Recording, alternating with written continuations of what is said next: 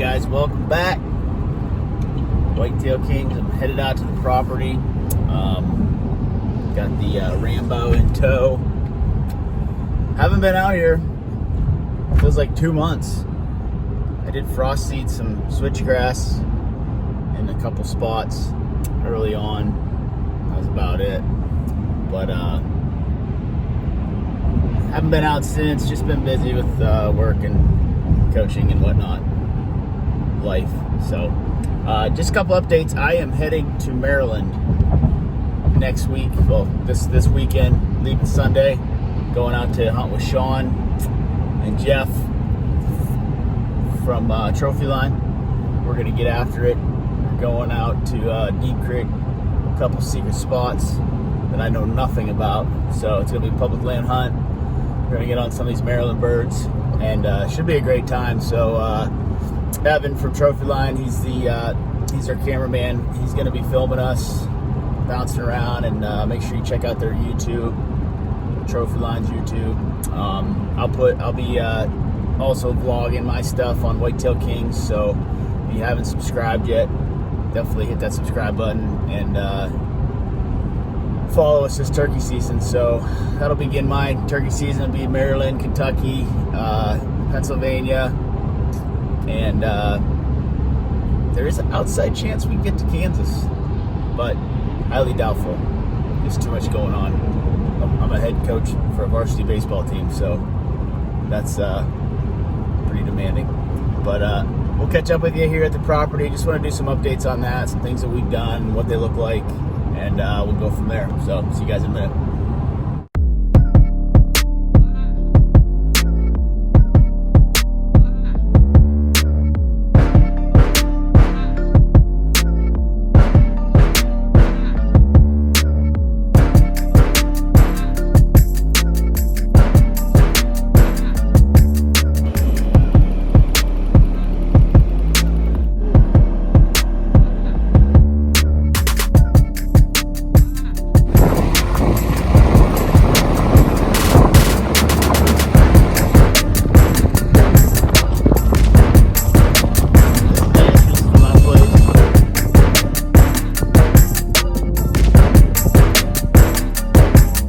One of the projects going on out here, it's all leased property, not any public land that borders any of this. It's about 1,000-acre leased property here, this side of me, and then which is to the west of me, and then to the north of me there's another like 1,000 acres that borders up against another 2,000 acres, and then it's all private parcels beyond that.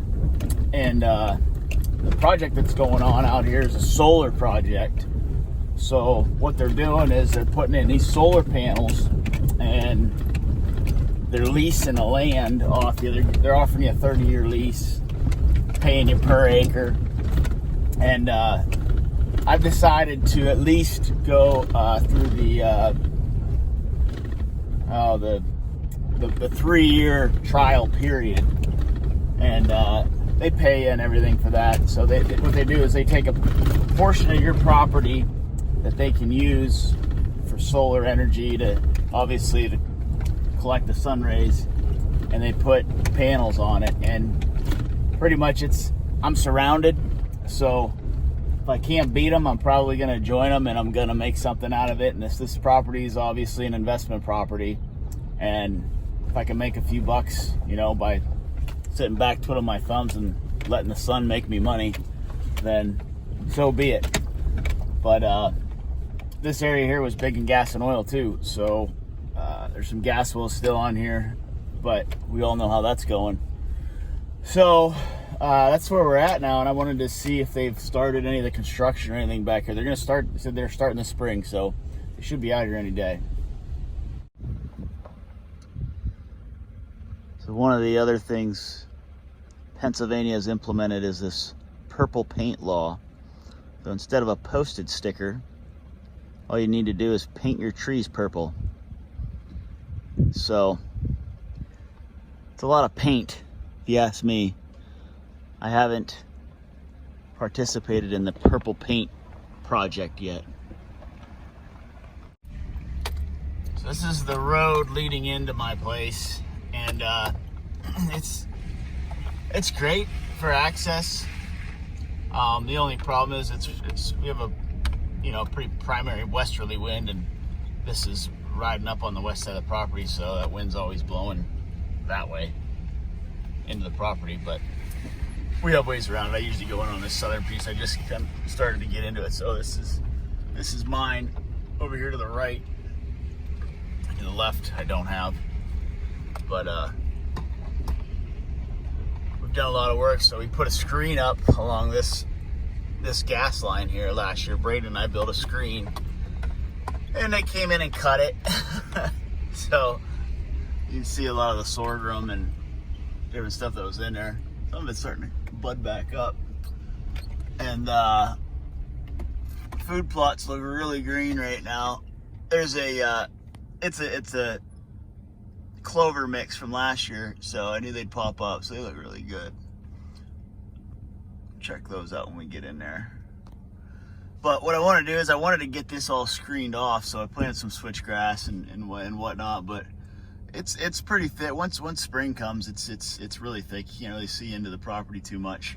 But once fall hits and those leaves start falling off, then it gets a little bit more exposed, but not too bad. For the most part, there's a lot of cover, to kind of screen this road off for poachers and whatnot, because believe it or not, there's jerks in this world that like to do stupid things.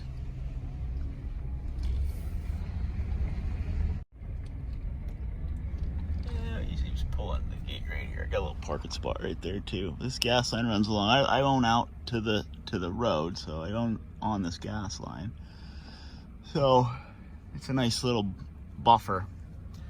Guys usually come up here and they park there sometimes and walk down over, which is okay, but I try to stay out of all of this. This is all big, about a 10-acre sanctuary in here, big hillside here that has a lot. What you see, that's what it looks like the whole way through, and there's pines and hemlocks in there, and it gets thick and nasty, so it's a good place for the deer to feel safe, as long as these guys aren't trespassing down below, because it drops straight down over the hill here. So I'm gonna get out and show you around.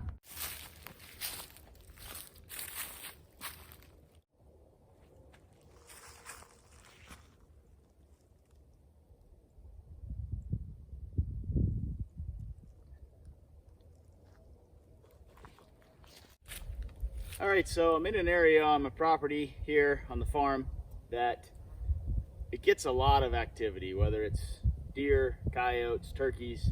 Everything really gravitates towards this road. This road is the one that I just pulled in on with the vehicle, and it comes straight back and it goes onto the neighboring property. So the neighboring property is only 75 yards from me, and I ran a camera right here, and I kind of stayed away from this area because everything below me here, which is to the north of me on the northern part of the property, it slopes down.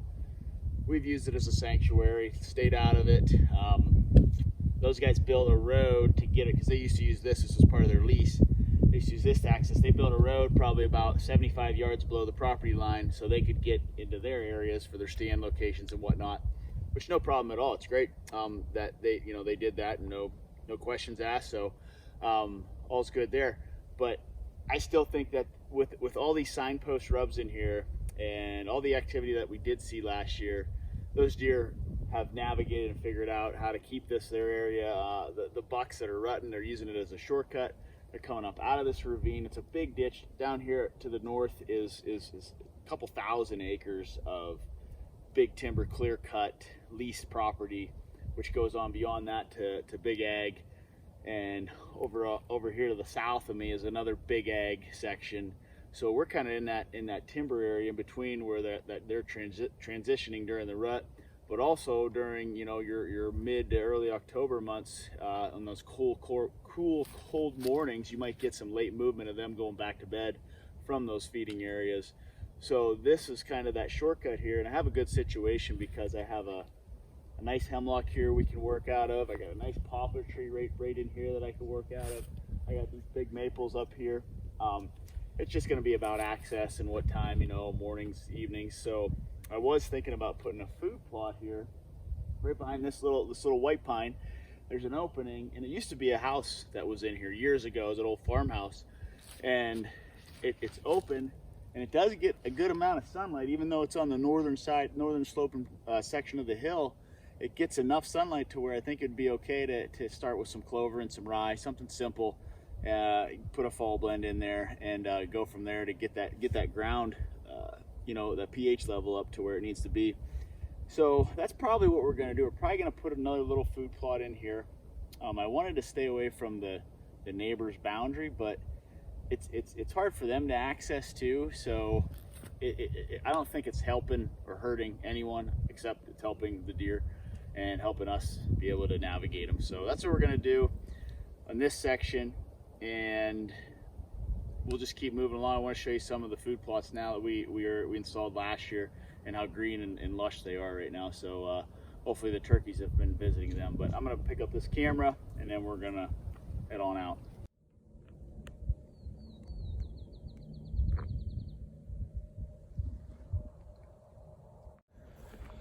All right, so we'll walk you through this little food plot here.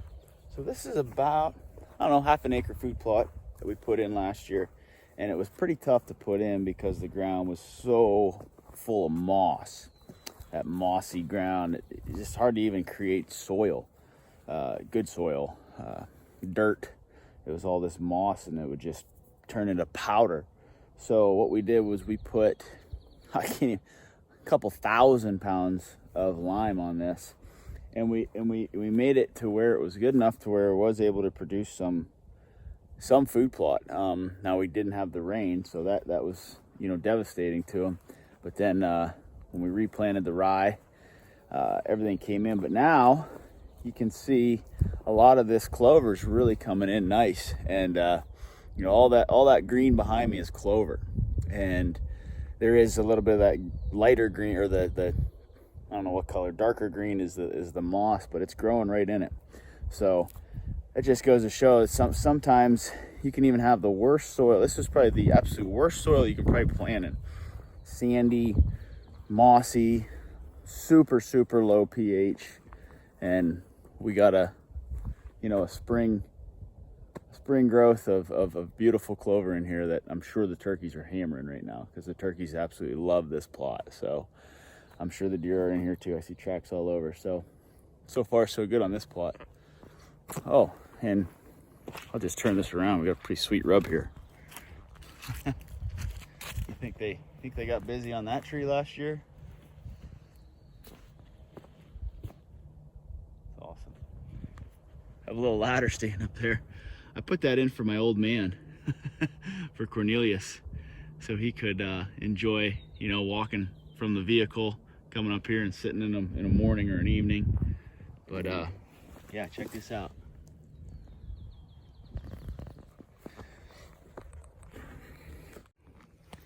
Some of the rye's coming back too.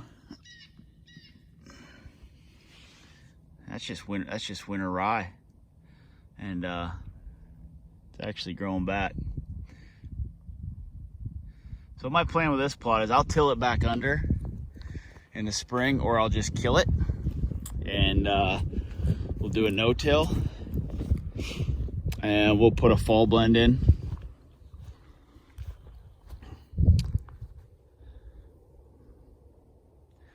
It's cool. It's got some diversity in it and inside the plot, so I really like those. When you're in the woods, I try to create those types of plots.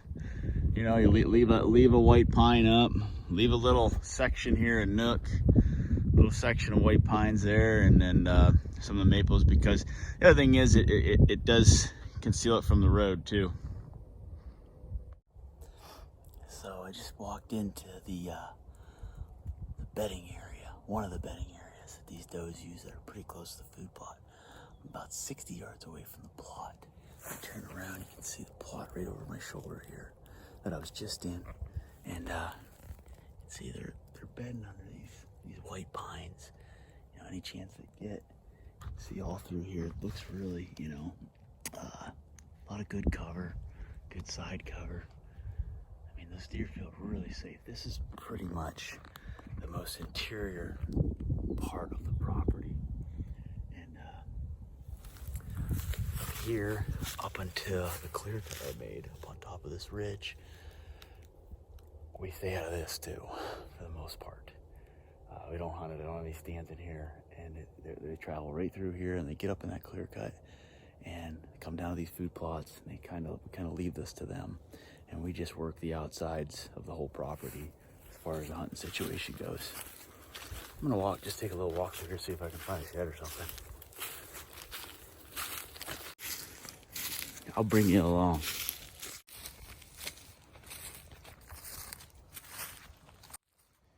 Here's a section here. I'm on a trail right here. You can see all these signpost shrubs. Old signpost shrubs in here. So, I take the outer edges of this and you figure out how to hunt it.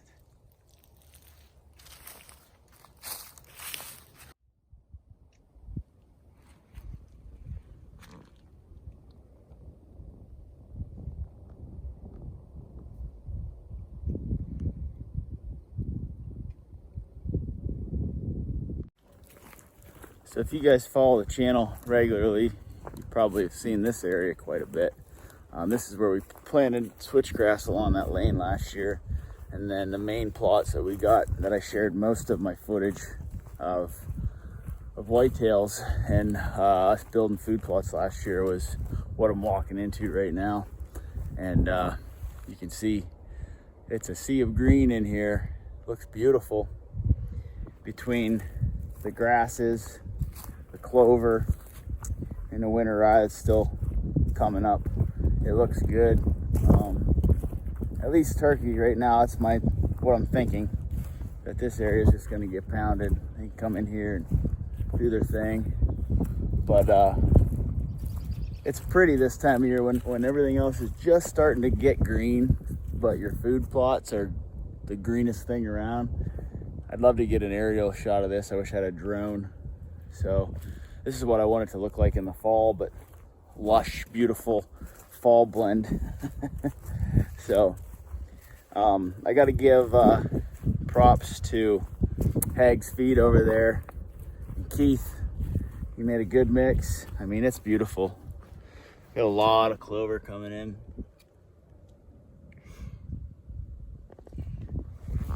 So those deer are getting what they need all season. Not that I want a doe factory, but I don't mind the turkeys this time of year. And like I said, I can kill it in the summer, and then we can prep our fall blend.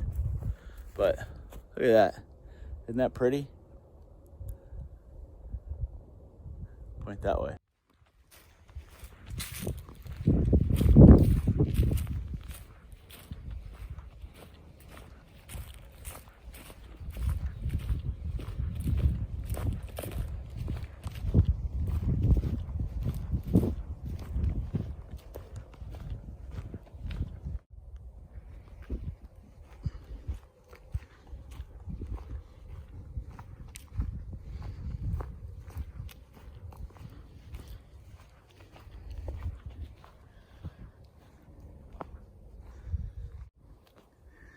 So right there is the road that we came in on, and I actually have a stand right here that Braden and I have hunted several times out of.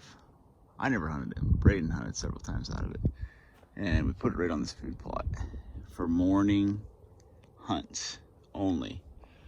We'd park down here at the end of the property, we'd sneak up the road, we'd pop in this tree, we'd have action all the time. Never really got into the rut with it because he was busy, and we just didn't get to hunt it, but definitely an effective stand. So I just planted switchgrass all through here on this edge too. Basically this bowl, this section here from this white pine behind me and down. So looks like, I don't know if it's coming in or not.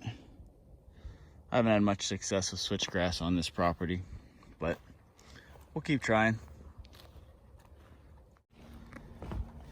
We're just moving right along here. This is another plot we put in, smaller plot, just because we could. And I basically put it in just to be able to get the soil right to be able to plant a screen this year. So I got some, I think some good germination last year to where I think we can do something with it here. But I am gonna plant a screen here. Screen this the whole way down. Actually, no, I'm not. I don't know what I'm gonna do with it, because if I do screen it, I might just screen a section of it and leave an opening here, kind of as a travel corridor for deer, because they do like to move right through this outer edge onto that plot, because they cross the road so much. They bed down here a lot, and they work their way up. So I don't know, I'll do something with it, but it was just pretty much open nothing before that we tried to plant some mix.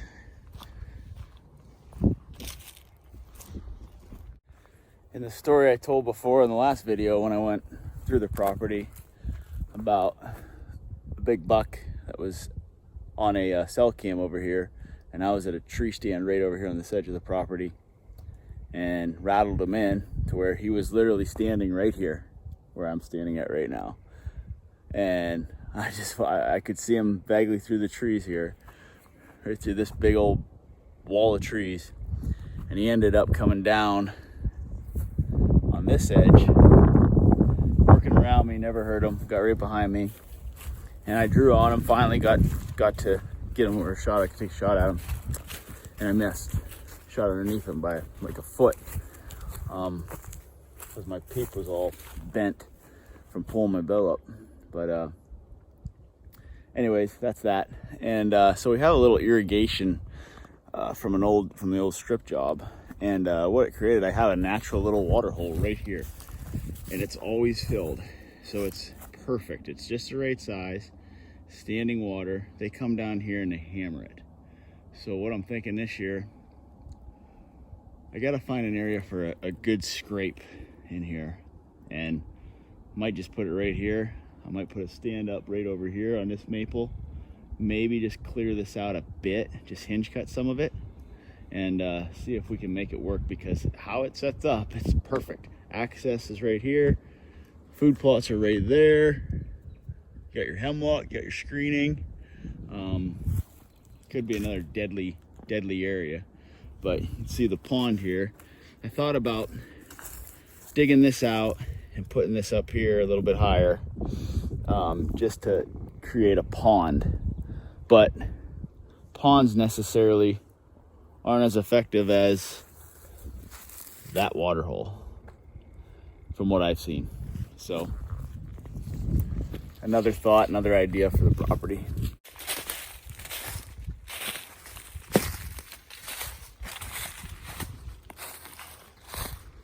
We were just standing out here. I just walked into that wall of timber, so I'll take you down to this other stand location.